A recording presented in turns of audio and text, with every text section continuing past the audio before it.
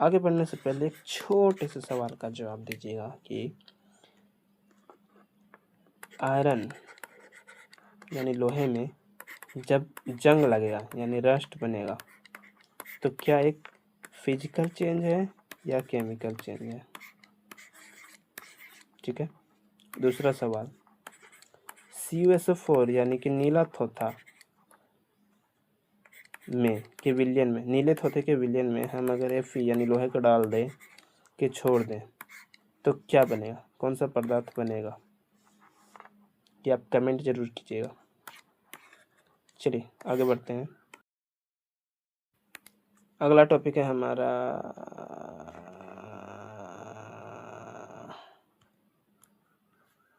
अगला और सबसे इम्पोर्टेंट टॉपिक है हमारा रस्टिंग ऑफ आयरन, लोहे में जंग का लगना।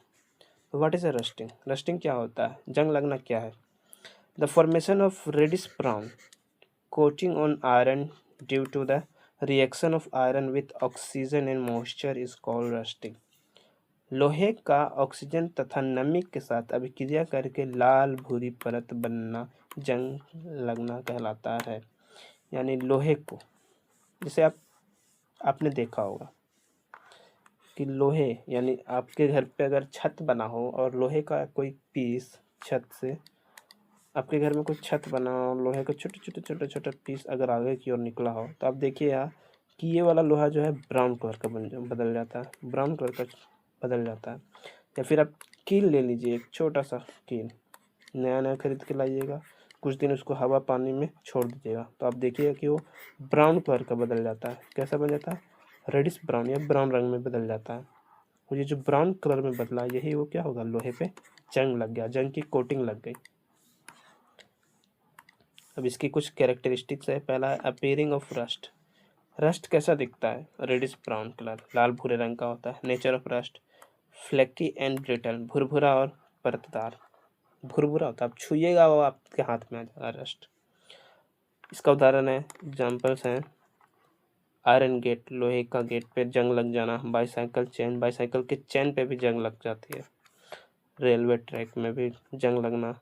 आयरन ने लोहे के कील पे जंग लगना और आयरन ब्रिज लोहे के पुल पे जंग का लगना। आगे बढ़ते हैं। कंडीशन नेसेसरी फॉर रस्टिंग, जंग लगने की आवश्यक शर्त। सबसे पहला ऑक्सीजन होना चाहिए। जंग लगने के लिए सबसे ज़रूरी चीज़ क्या है? Oxygen is necessary for rusting, बिना ऑक्सीजन के जंग नहीं लगेगा। अगला है मॉइस्चर यानी नमी, मॉइस्चर इज ऑल्सो नेसेसरी, नमी की आवश्यकता होती है। फाइनल कंक्लूजन ये है कि rusting occurs only when both oxygen and moisture are present. जंग तभी लगती है जब ऑक्सीजन और नमी दोनों प्राप्त हो।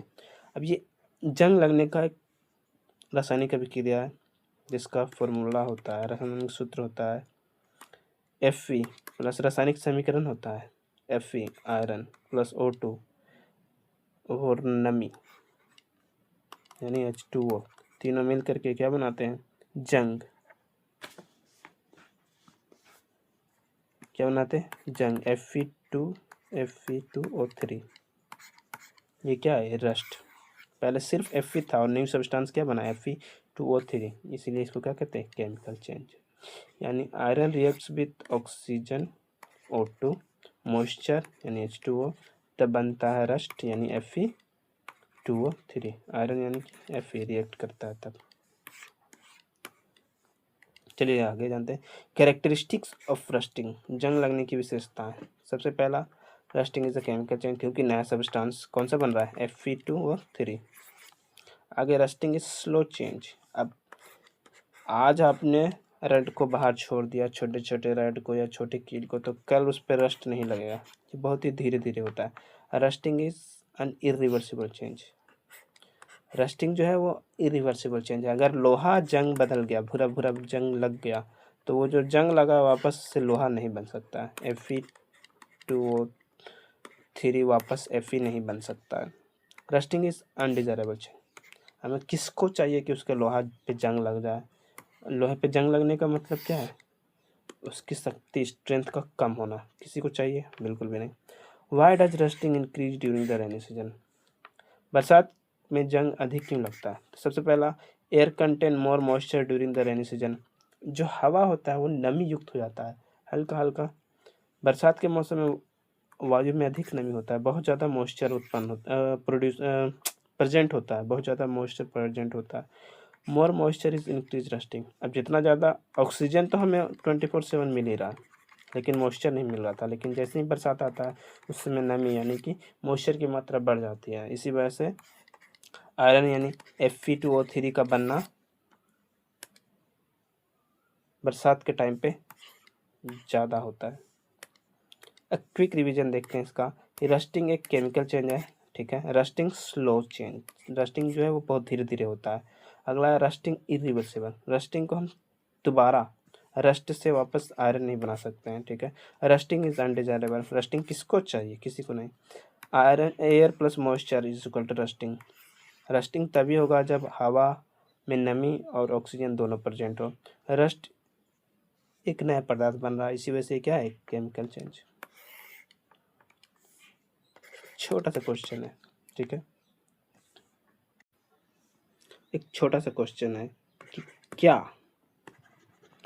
जंग सिर्फ लोहे में लगती है? क्या जंग सिर्फ लोहे में लगती है? अगर और किसी में भी लगती है, और किसी सब्सटेंस यानी पदार्थ में लगता हो, तो आप उसका नाम कमेंट करें। अब आगे बढ़ते हैं। जैसे हम जानते हैं कि रस्टिंग क्या है? अनडिजायरेबल चेंज है। किसको चाहिए कि उसका लोहा कमजोर हो जाए? तो इसके रोकने का कोई उपाय होंगे? इसके रोकने का तो कोई ज़रूर उपाय होगा। तो अब पढ़ेंगे हम प्रिवेंशन ऑफ रस्टिंग, जंग की रोकथाम। Why do we need to prevent rusting? क्यों हमें रोकना चाहिए?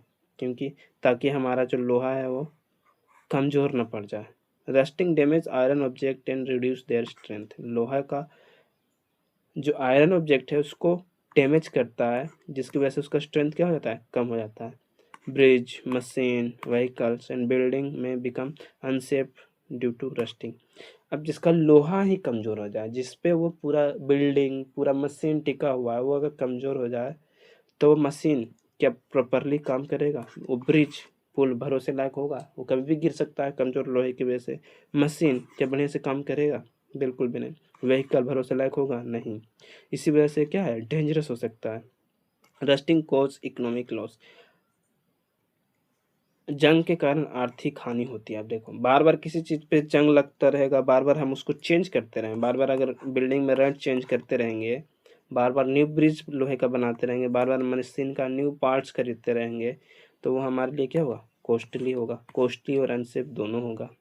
तो इसे रोकने का क्या उपाय है? What is the principle of rust prevention? Principle क्या है?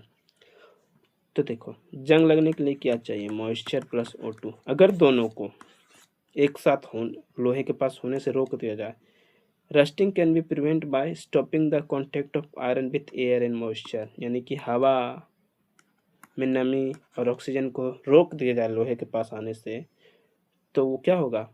जंग नहीं लगेगा। यानी no contact with air and moisture, no rust.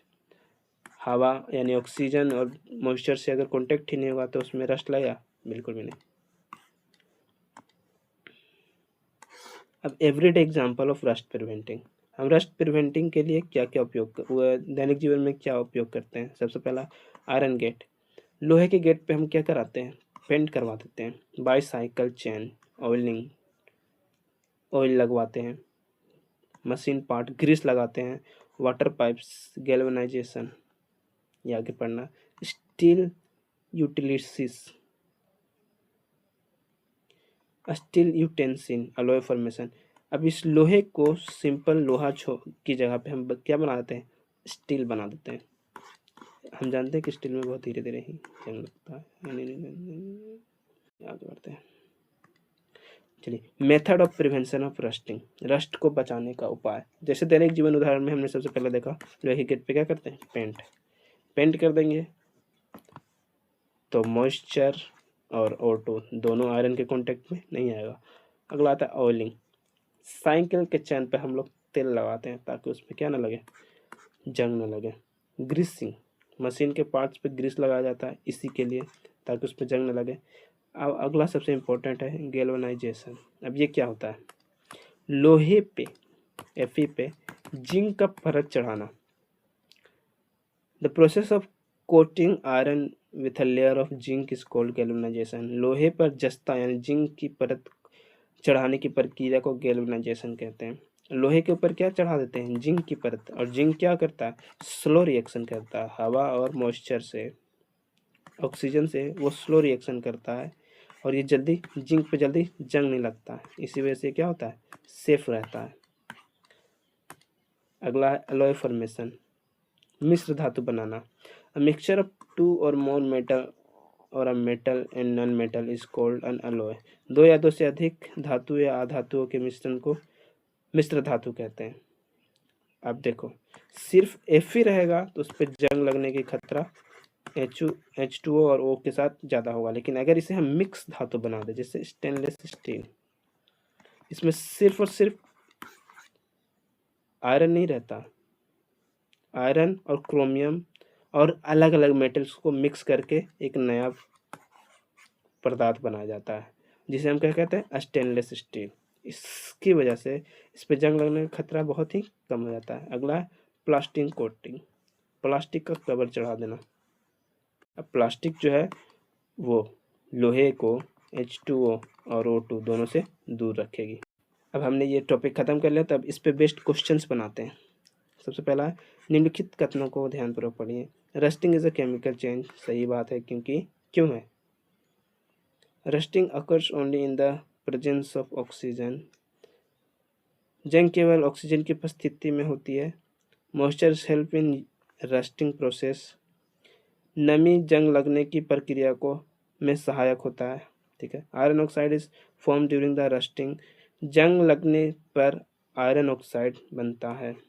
ये सही है, ये भी सही है, बाकी ये गलत है, क्योंकि सिर्फ ऑक्सीजन के प्रेजेंस पे जंग नहीं लगता, उसके लिए मॉइस्चर भी बहुत ज़रूरी होता है, यानी 1, 3 and 4। Next, rusting of iron is chemical change. हम सब जानते हैं लोहे में जंग लगना क्या है? एक रासायनिक परिवर्तन है। अ new substance called hydrated iron oxide is form. Hydrated iron oxide,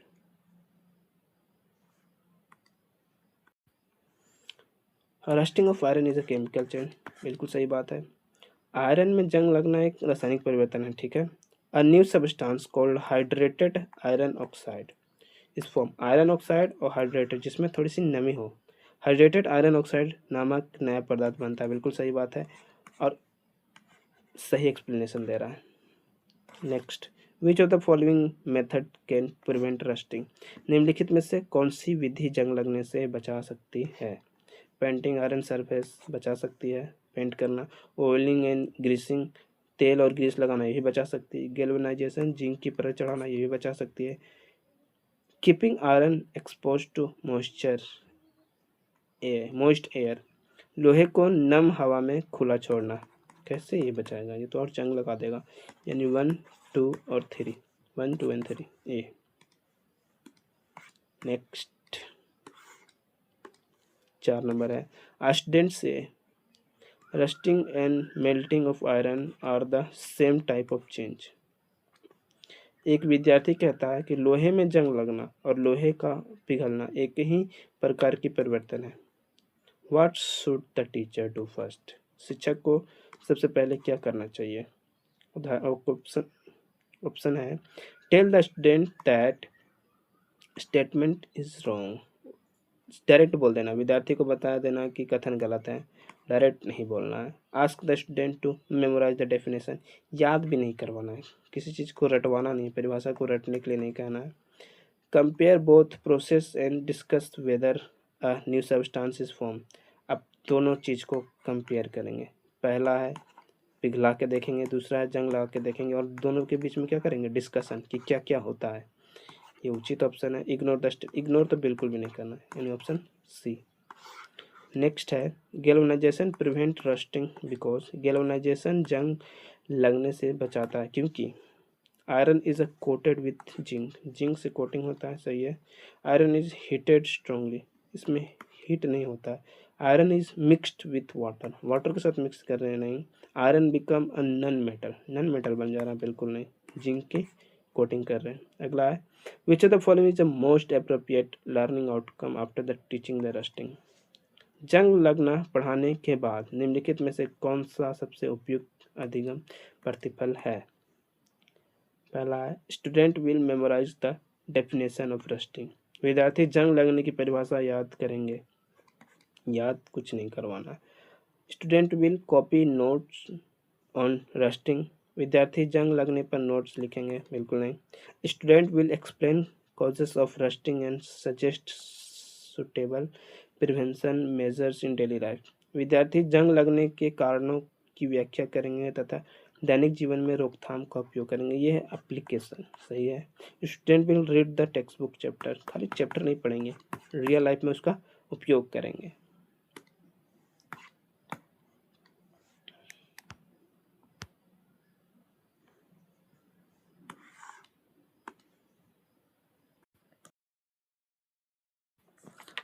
आगे बढ़ने से पहले एक सवाल था कि जिस प्रकार लोहे पे जंग लगता है, ठीक है, लोहे पे जंग लगता है, तो क्या इंसान यानी ह्यूमन के ब्रेन पे भी जंग लगता है? चला सोचिए,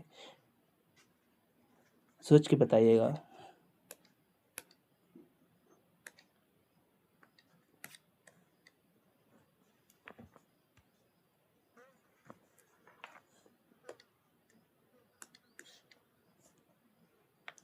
आगे बढ़ते हैं। क्रिस्टलाइजेशन, क्रिस्टलीकरण। The process of obtaining pure solid crystal from a solution is called crystallisation. विलयन यानी सॉल्यूशन से शुद्ध ठोस क्रिस्टल प्राप्त करने की प्रतिक्रिया को क्रिस्टलाइजेशन कहते हैं। यानी कोई विलयन है, कोई विलयन है, जैसे कि मान लो चीनी और पानी का कोई मिश्रण है, ठीक है। इसमें से, इस मिश्रण में से हमें शुद्ध चीनी बनाने को या प्राप्त करने को प्रक्रिया को क्या कहेंगे? क्रिस्टलाइजेशन।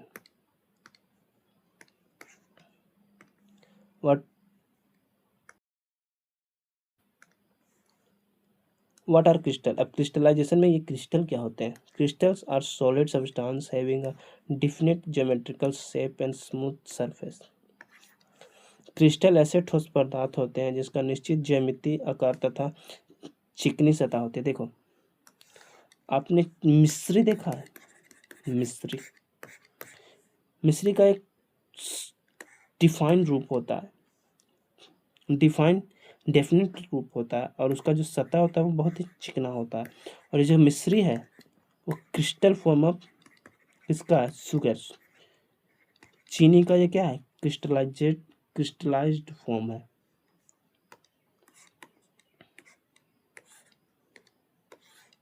चलिए अब इसके उदाहरण देखते हैं। पहला है शुगर क्रिस्टल, चीनी की क्रिस्टल, मिश्री, सॉल्ट क्रिस्टल, नमक का क्रिस्टल, कॉपर सल्फेट क्रिस्टल, ताम्र सल्फेट की क्रिस्टल।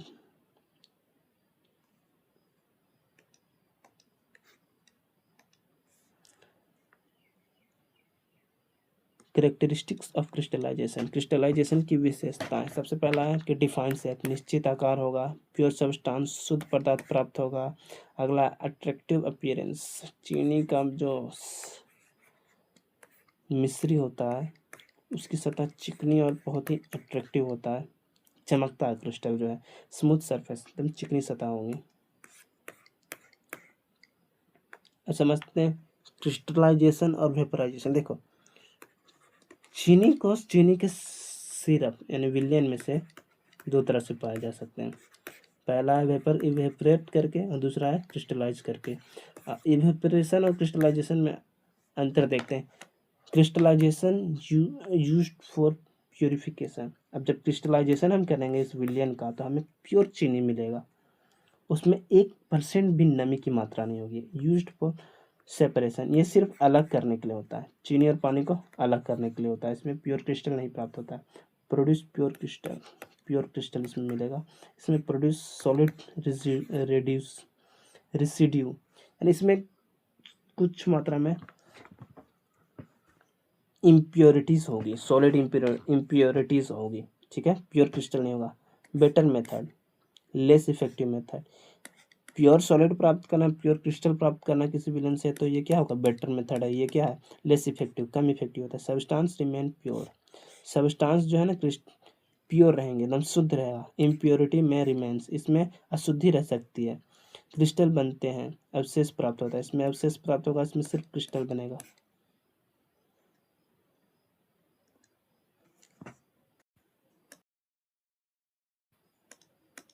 अब हम देखेंगे दैनिक जीवन के उदाहरण, डेली लाइफ एग्जाम्पल। सबसे पहला आता है मिश्री फॉर्मेशन, मिश्री का बनना।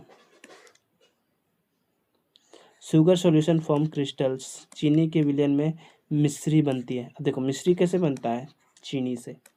सॉल्ट क्रिस्टल, नमक के क्रिस्टल, सी वाटर प्रोड्यूस सॉल्ट क्रिस्टल। अब जो नमक का जो क्रिस्टल है वो कहाँ से बनेगा, सी वाटर से, उसका क्रिस्टलाइजेशन करके। शुगर इंडस्ट्री, चीनी उद्योग, crystallisation is use to obtain sugar crystal. चीनी के क्रिस्टल प्राप्त करने के लिए क्रिस्टलाइजेशन का उपयोग किया जाता है। क्योंकि चीनी हम जानते हैं कहाँ से बनता है, sugar can say. Sugar can say, जहाँ पे पहले क्या मिलता है, गुड़। क्या मिलता है, गुड़। गुड़ को क्या बदलते हैं हम लोग, क्रिस्टलाइजेशन करके हम चीनी प्राप्त करते हैं। और चीनी का जब क्रिस्टलाइजेशन करेंगे तो क्या मिला, शुगर कैन यानी कि गन्ना से हमें क्या मिलता है, गुड़। गुड़ का क्रिस्टलाइजेशन करके हम लोग क्या प्राप्त करते हैं, चीनी। चीनी का क्रिस्टलाइजेशन करके हम लोग क्या प्राप्त करते हैं, मिश्री। उसी प्रकार नमक, चीनी यानी समुद्र के पानी से हम लोग क्या बनाते हैं, नमक, जो कि क्रिस्टल नहीं होता। लेकिन जब नमक का क्रिस्टलाइजेशन करते हैं तो उसमें क्या मिलता है हमें, शुद्ध नमक। क्या बनता है, शुद्ध शुद्ध क्रिस्टल नमक।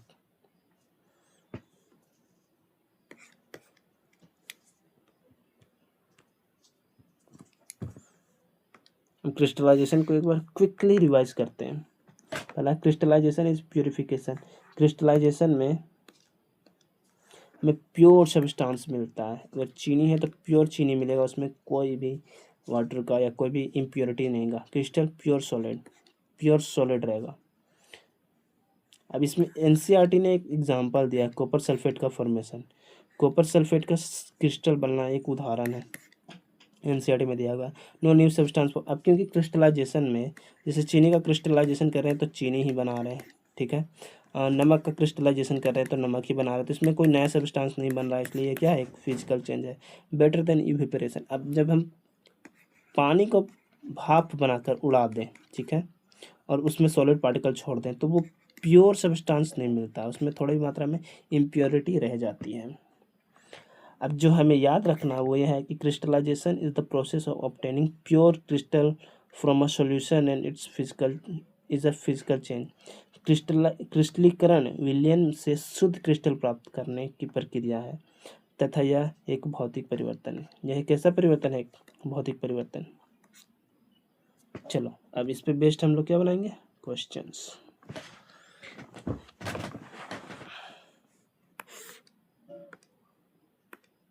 सबसे पहला क्वेश्चन है, क्रिस्टलीकरण के बारे में निम्नलिखित कथनों को पढ़िए। Crystallisation is a method. सबसे पहला क्वेश्चन है क्रिस्टलीकरण के बारे में निम्नलिखित कथनों को पढ़िए। तो सबसे पहला, crystallisation is a method used to obtain pure solid from a solution. Crystallisation विलयन से शुद्ध ठोस प्राप्त करने की विधि है, बिल्कुल सही है। It is a commonly used for purification of substances. इसका उपयोग पदार्थों के शुद्धिकरण के लिए किया जाता है, हाँ। A new substance is form during the crystallisation में नया पदार्थ कहाँ बन रहा है, चीनी के विलयन का क्रिस्टलाइजेशन कर रहे हैं तो चीनी का ही क्रिस्टल मिल रहा है ना, ये तो गलत है। Crystallisation is generally consider a physical change, हाँ ये सही है। पहला, दूसरा और चौथा, पहला, दूसरा और चौथा option A.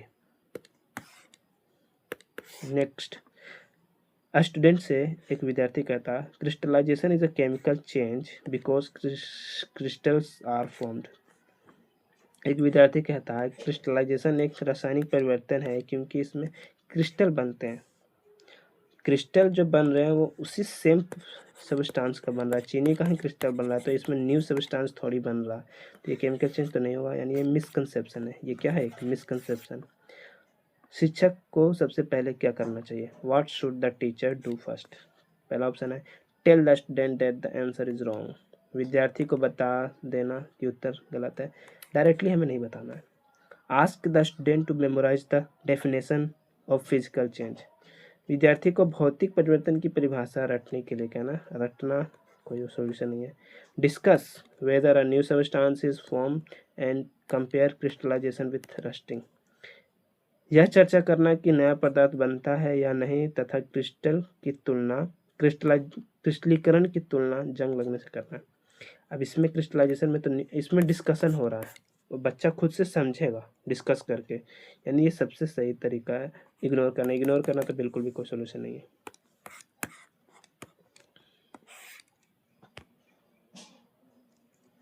Next, crystallisation is a physical change. क्रिस्टलीकरण एक भौतिक परिवर्तन है, सही बात है। असर्शन है, रीजनिंग है। No new substances form during the crystallisation. Crystallisation में कोई नया पदार्थ बन रहा है? बिल्कुल भी नहीं, क्योंकि नया पदार्थ नहीं बन रहा है, सेम पदार्थ मिल रहा है, यानी ये क्या हो गया? Physical change. और ये इसको क्या कर रहा है? सही एक्सप्लेन कर रहा है।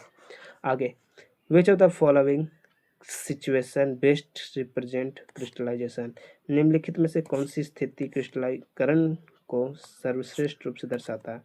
ऑब्टेन प्योर कॉपर का मिलना, कॉपर सल्फेट के विलयन से शुद्ध कॉपर प्राप्त करना। और सेट फिर से ऑप्शन है, obtaining pure copper sulphate crystal from its solution. Copper sulphate के विलयन से शुद्ध क्रिस्टल प्राप्त करना, सही है। बर्निंग ऑफ पेपर, ये तो केमिकल चेंज है। Rusting of iron chemical change है। Digestion of food chemical change है, यानी ये।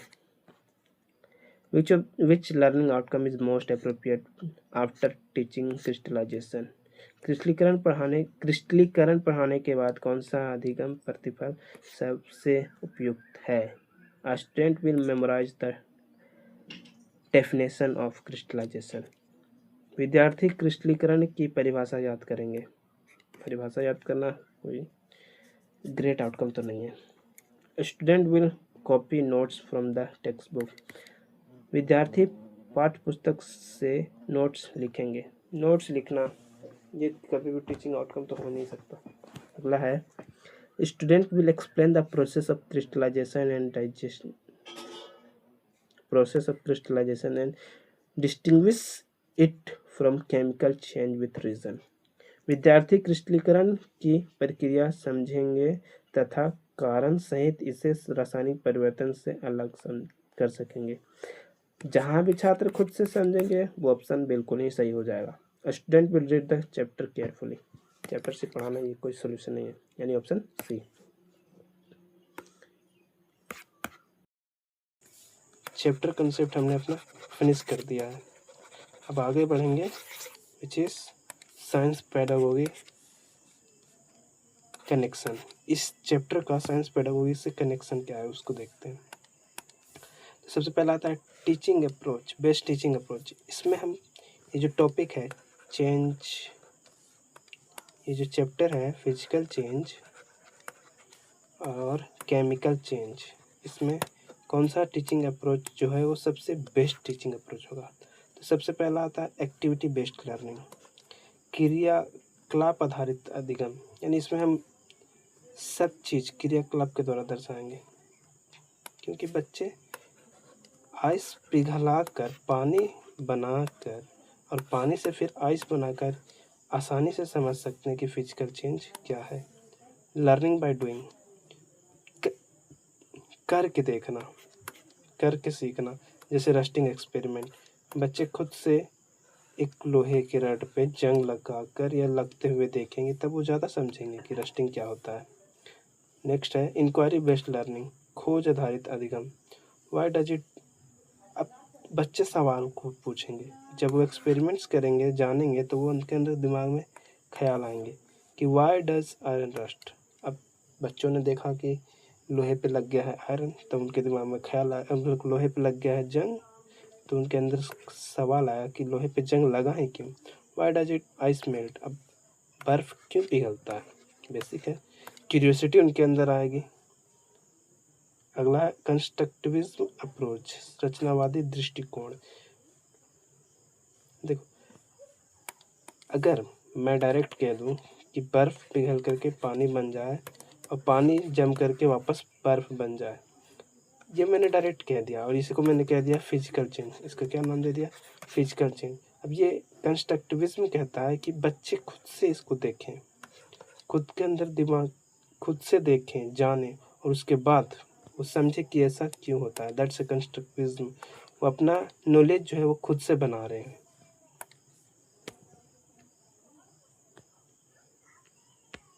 चलिए इसका मोस्ट इम्पोर्टेंट मिसकंसेप्शंस देखते हैं, समान भ्रांतियाँ देख लेते हैं। चलिए सबसे पहला डिजॉल्व्ड शुगर डिसअपियर्स। देखो चीनी और पानी जब घोलते हैं, यानी फिजिकल चेंज है ये तो एक तरह का, तो इसमें जो चीनी है वो गायब हो जाता है। बिल्कुल भी नहीं, चीनी वहीं रहता है, चीनी उसी में रहता है। अगर हम इसे इवेपोरेट करें किसी तरह से तो वापस हम चीनी को प्राप्त कर सकते हैं। अगला है all irreversible change are chemical change. सभी जो वापस इरिवर्सिबल चेंज मतलब बर्फ़ से पानी बना, पानी से क्या बन गया? बर्फ़। लेकिन अगर आप एक बार लोहे में जंग लगा दें, आयरन में रस्ट लगा दें, तो ये रस्ट वापस क्या नहीं बन सकता? आयरन नहीं बन सकता। ये इरिवर्सिबल हो गया। तो क्या सभी इरिवर्सिबल चेंज एक केमिकल चेंज है? बिल्कुल भी नहीं।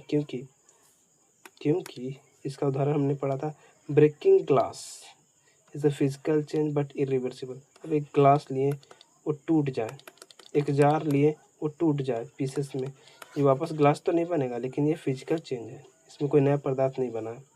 Burning candle is only chemical change. सबसे बड़ी मिसकंसेप्शन है कि बर्निंग कैंडल, मोमबत्ती जलना, एक फिजिकल सिर्फ केमिकल चेंज है। नहीं, ये दोनों है, फिजिकल प्लस केमिकल। ठीक है। Rust is dirt. Rust is dirt. Rust जो है वो धूल है ना।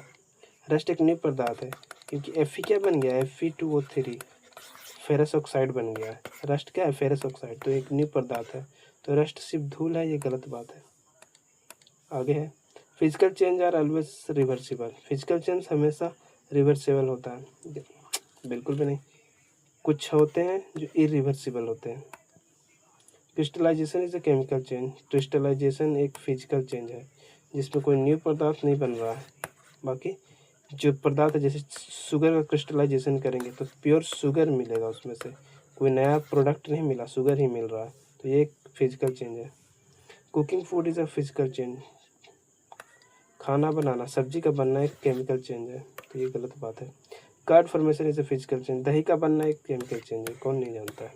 चलिए कुछ इम्पोर्टेंट NCERT के एक्सपेरिमेंट देखते हैं, बहुत ही इम्पोर्टेंट है, जिसमें सबसे पहला है कंडीशन नेसेसरी फॉर रस्टिंग। अब जंग लगने के लिए क्या क्या कंडीशन बहुत ही ज़रूरी है। तो सबसे पहला चीज़ हमें क्या चाहिए? हवा, यानी कि ऑक्सीजन प्रेजेंट होना चाहिए। दूसरा चीज़ क्या चाहिए हमें? वाटर प्रेजेंट होना चाहिए। इसी को जांच करने के लिए हम 3 सेटअप लेंगे।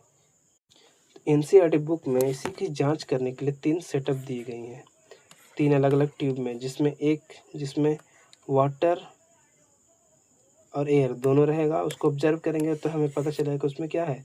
रस्ट लग जाता है। एक दूसरा ट्यूब लेंगे जिसमें boiled water, oil layer, no oxygen. देखो ऑयल का लेयर चढ़ा देंगे, ठीक है, और उस ट्यूब में ऑक्सीजन नहीं पहुंचाएंगे, ठीक है। पानी तो होगा, वाटर होगा, मॉइस्चर होगा, लेकिन उसमें ऑक्सीजन नहीं आने देंगे, ठीक है। तो वहाँ पे क्या होगा? No rust. Test tube C, इसमें ड्राई एयर, सिर्फ हवा रहे, नो मॉइस्चर।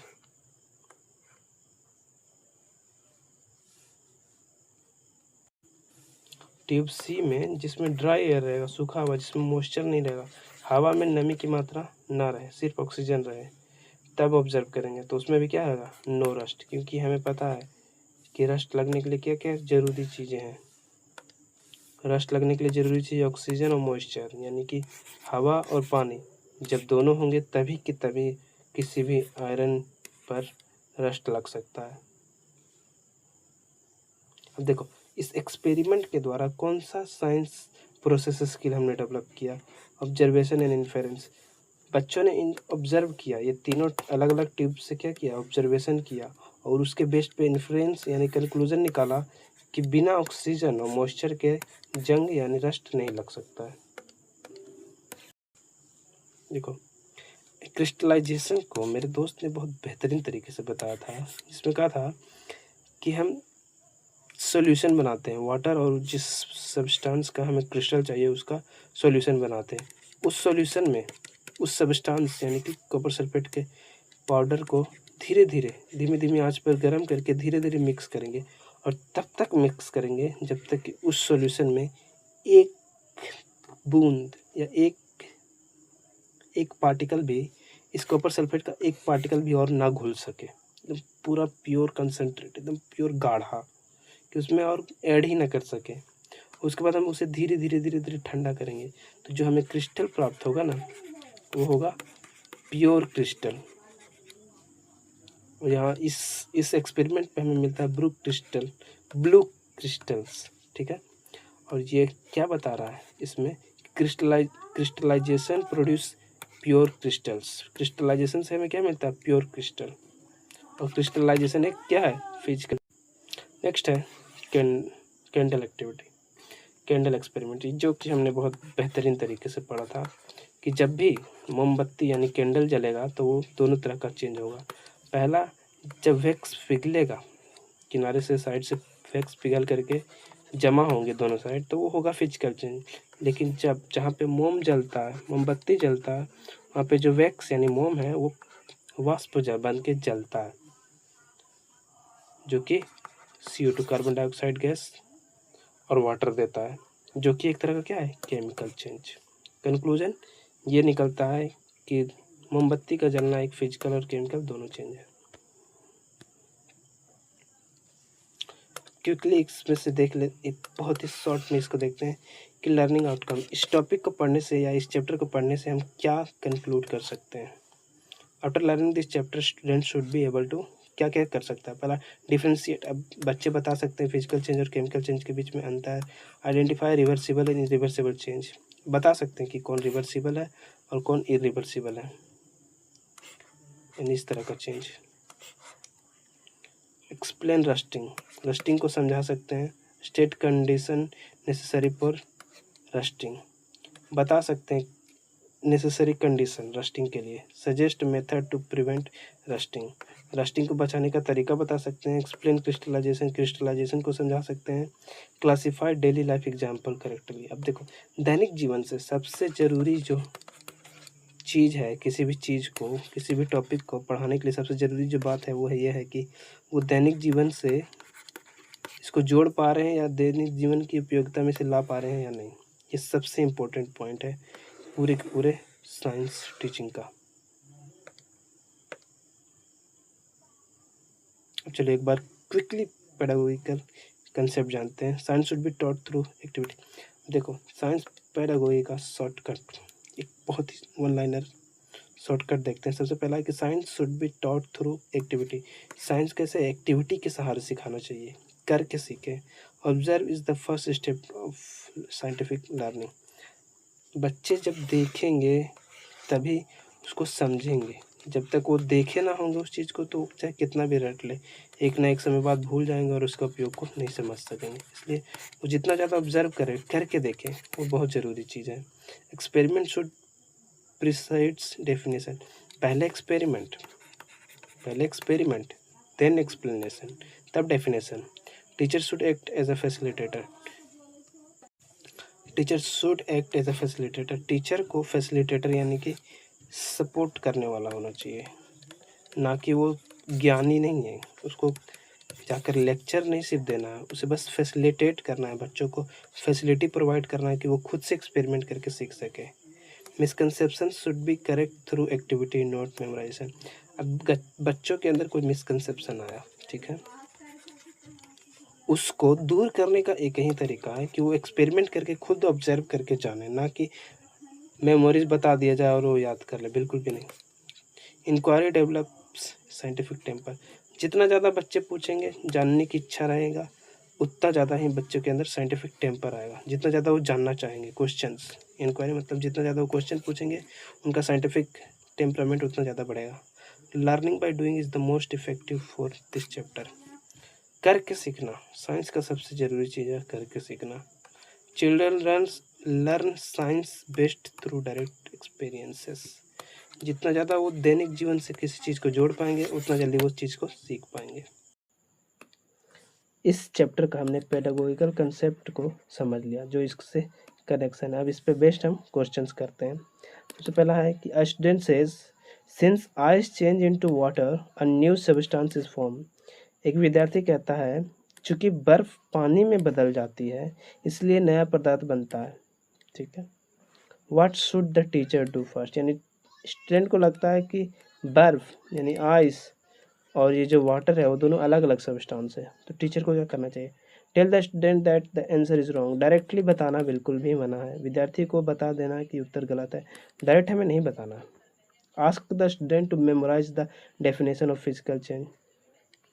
विद्यार्थी को भौतिक परिवर्तन की परिभाषा रटने के लिए कहना, रटना बिल्कुल भी नहीं अलाउ है। Encourage the student to compare properties of ice and water through observation। विद्यार्थी को अवलोकन द्वारा, अवलोकन यानी ऑब्जर्वेशन, कहा गया ऑब्जर्वेशन द्वारा बर्फ और पानी के गुणों की तुलना करने के लिए प्रोत्साहित, इनकरेज करना। बिल्कुल सही बात है, जब वो खुद से करेंगे तो ज़्यादा ज्ञान अर्जित कर सकेंगे। इग्नोर द स्टेटमेंट, इग्नोर तो बिल्कुल भी नहीं करना, गलत बात है, यानी इसका सही ऑप्शन क्या हो जाएगा, C C C. Next, a teacher wants student to understand the difference between physical and chemical change। एक शिक्षक चाहता है कि विद्यार्थी भौतिक एवं रासायनिक परिवर्तन का अंतर समझे। विच एक्टिविटी इज मोस्ट अप्रोप्रिएट। कौन सी गतिविधि सबसे उपयुक्त है। पहला ए है राइटिंग डेफिनेशन रैपिडली। बार बार रटना, लिखना भी एक तरह से रटने का ही काम हो गया। Memorizing example from text book. Text book से उदाहरण याद करना बिल्कुल नहीं। Observing melting wax, rusting iron and burning paper and comparing observation. ये लाइव करके देखना है, एक्सपीरियंस और ऑब्जर्वेशन से हो रहा है, ये खुद से बच्चे देख रहे हैं, ये बिल्कुल अप्रोप्रिएट ऑप्शन है। अगला है डिक्टेशन वर्क, श्रुति लेखन, सुन के लिखना है, इसका कोई सेंस नहीं बनता है, ऑप्शन सी। नेक्स्ट है assertion. Children's misconception should be discussed in science classroom. विज्ञान कक्षा में बच्चों की भ्रांति पर चर्चा की जानी चाहिए। ठीक है। Reasoning, misconception help teachers understand children's existing ideas. भ्रांति शिक्षकों को बच्चों की पूर्व धारणाओं को समझने में सहायता करती है। सही बात है कि अगर टीचर जो है क्लासरूम में बच्चे की मिसकंसेप्शन के बारे में डिस्कशन करता है, मिसकंसेप्शन का डिस्कशन करता है कि उसके अंदर क्या ख्याल है, जैसे कि, तो उससे अगर डिस्कशन होता है मिसकंसेप्शन यानी कंसेप्ट के बारे में, तो टीचर जान पाएगा कि बच्चे पहले कैसा कंसेप्ट जानते हैं और उसे कैसे मॉडिफाई करना है। तो बिल्कुल भी सही है और ये इसका सही एक्सप्लेनेशन भी दे रहा है, ऑप्शन ए। अब चलो नेक्स्ट क्वेश्चन है, a learner believes every change that can be reversed is a physical change. एक विद्यार्थी मानता है हर उत्क्रमणीय परिवर्तन भौतिक परिवर्तन है, वैसा परिवर्तन जो जिससे वापस लाए, जैसे बर्फ से पानी, पानी से बर्फ बन जाए, तो ये क्या है, रिवर्सेबल यानी चेंज है, जो कि हर चेंज फिजिकल चेंज ही होता है, हर रिवर्सेबल चेंज एक फिजिकल चेंज है। The best teacher response to, जो कि सही बात नहीं है। Reject the answer immediately, conclusion सुना रहा है कि डायरेक्ट रिजेक्ट करना बिल्कुल भी नहीं। Present different example and ask student to justify their classification. दूसरा विभिन्न विभिन्न उदाहरण देना और पूछना स्टूडेंट से कि तुम अपने स्टेटमेंट को सही करो, प्रूफ करो। पनिश द लर्नर, सजा देना ना। Ask the learner to memorise the correct answer, ना मेमोराइज नहीं करना, यहाँ से वो खुद से करके सीखे, यानी option B. Next, a teacher asks student to predict whether a change is physical or chemical before performing an experiment। एक शिक्षक प्रयोग से पहले विद्यार्थी से पूर्वानुमान लगाने को कहता है कि परिवर्तन भौतिक है या रासायनिक। दिस एक्टिविटी मेनली डेवलप्स, यह गतिविधि मुख्यतः क्या विकसित करती है। पहला scientific reasoning and prediction skill, वैज्ञानिक तर्क और पूर्वानुमान कौशल, हैंड राइटिंग स्किल, हाथ से इसमें लिखने का क्या काम है, डिक्टेशन श्रुति लेखन, सुन के कहाँ लिख रहा है इसमें, मेमोराइजिंग स्किल स्मरण कहाँ कर रहा है, यहाँ प्रिडिक्ट कर रहा है, यानी ऑप्शन ए। नेक्स्ट है रीड द फॉलोइंग स्टेटमेंट, निम्नलिखित कथनों को पढ़िए। Experiment help student test their ideas, discussion can help modify misconception, student learn science better through active participation, memorization alone is sufficient for conceptual understanding. देखो पहला कह रहा है experiment help student test their ideas. अब student के दिमाग में कोई आइडिया आया, ख्याल आया, तो वो एक्सपेरिमेंट के थ्रू टेस्ट कर सकता है कि उसका जो आइडिया है वैलिड है, सही है या नहीं। Discussion can help modify misconception. अभी हमने देखा था इस क्वेश्चन, डिस्कशन जब होते हैं तो हम जानते हैं कि किसके दिमाग में क्या चल रहा है और किसके दिमाग में कितना नॉलेज और आइडिया है, जिससे हम उसकी कमियों को जान सकें और उसको दूर कर सकें। Student learn science better through active participation. हाँ, करके सीखता है बच्चा, साइंस को जो है ना करके सीखने वाला चीज़ है। Memorisation alone is sufficient for conceptual understanding. सिर्फ याद करके कोई भी बच्चा कंसेप्ट समझ सकता है? बिल्कुल भी नहीं। सिर्फ याद करना कोई उचित उदाहरण नहीं है। 1 2 and 3 4th is wrong। Next, student से burning of a candle only a chemical change. एक विद्यार्थी कहता है कि मोमबत्ती का जलना केवल रासायनिक परिवर्तन है। What should the teacher do first? शिक्षक को सबसे पहले क्या करना चाहिए? Provide the correct answer immediately, तुरंत सही उत्तर देना, तुरंत कोई काम करना ही नहीं है, आंसर देना ही नहीं है। Demonstrate candle burning and ask student to identify different change occurring. मोमबत्ती जलाकर विद्यार्थी से होने वाले विभिन्न परिवर्तनों की पहचान करानी चाहिए, ये हो सकता है। इग्नोर मिसकंसेप्शन, इग्नोर नहीं करना। Ask student to memorize, memorize भी नहीं कराना, यानी ऑप्शन बी, वो खुद करके देखे। Which learning outcome is most appropriate after teaching physical and chemical change? भौतिक एवं रासायनिक परिवर्तन पढ़ने के बाद कौन सा अधिगम प्रतिफल सबसे उपयुक्त है? Student will copy notes from board, board से नोट करेगा, कॉपी करेगा नोट्स, बिल्कुल गलत है। Student will memorise, definition memorise, memory negative word है। Student will classify change from daily life and justify their answer with evidence. विद्यार्थी दैनिक जीवन के परिवर्तनों का वर्गीकरण करेंगे तथा प्रमाण सहित कारण बताएंगे, यानी डेली लाइफ से इसको जोड़ पाएंगे। Student will read the chapter, विद्यार्थी अध्ययन को पढ़ेंगे, क्या जरूरत है जब तक वो मेन कंसेप्ट को डेली लाइफ से ना जोड़ पाए। तो अगला ऑप्शन है, अगला क्वेश्चन है assertion, science teaching should connect concept with real life experience. जैसा भी इसमें देखा हमने, विज्ञान शिक्षण को वास्तविक जीवन के अनुभवों से जोड़ना चाहिए, ठीक है। Children often develop ideas about physical and chemical change from the everyday observation. सही बात है, सही बात है, दोनों सही है और ये सही एक्सप्लेनेशन दे रहा है कि बच्चे भौतिक एवं रासायनिक परिवर्तन के बारे में अपनी धारणाएं दैनिक अवलोकनों से विकसित करते हैं। हाँ, जो देखते हैं वो उससे अगर लिंक करें तो वो जल्दी सीखेंगे, समझेंगे और अपनी समझ को और डेवलप कर पाएंगे। यानी A and both are true and R is true explanation, option A.